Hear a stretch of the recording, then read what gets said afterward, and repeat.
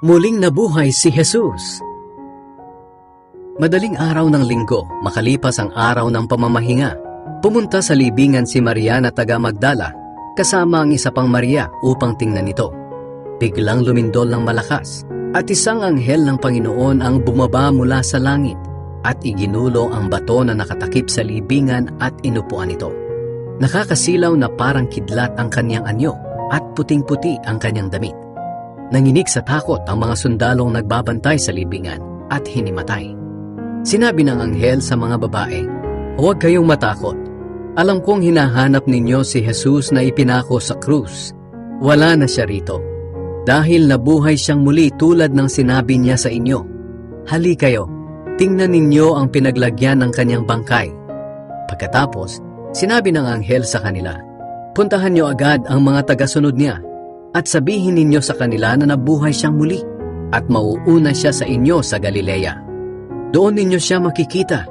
Tandaan ninyo ang sinabi ko sa inyo." Kaya dali-dali silang umalis sa libingan. At kahit natatakot sila, masaya pa rin sila sa ibinalita sa kanila ng anghel. Patakbo nilang pinuntahan ang mga tagasunod ni Jesus upang ibalita ang pangyayari. Pero maya-maya, sinalubong sila ni Jesus sa daan at pinati.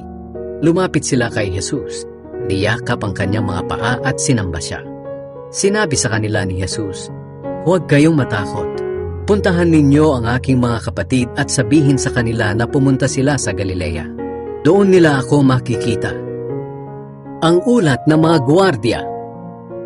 Pagkaalis ng mga babae sa libingan, pumunta naman sa lungsod ang ilan sa mga gwardiya upang ibalita sa mga namamahalang pari ang nangyari. Matapos makipagpulong ng mga namamahalang pari sa mga pinuno ng mga Hudyo, sinuhulan nila ng malaking halaga ang mga bantay.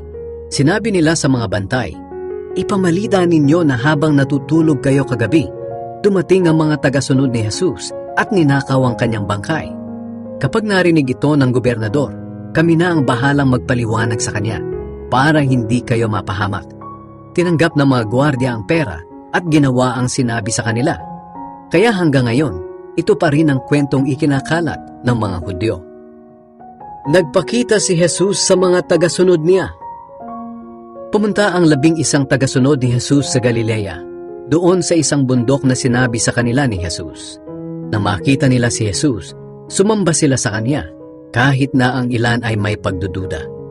Lumapit sa kanila si Jesus at sinabi, "Ibinigay sa akin ang lahat ng kapangyarihan sa langit at sa lupa. Kaya puntahan ninyo ang lahat ng mga lahi at gawin silang mga tagasunod ko. Bautismuhan ninyo sila sa pangalan ng Ama at ng Anak at ng Banal na Espiritu. Turuan ninyo silang sumunod sa lahat ng iniutos ko sa inyo.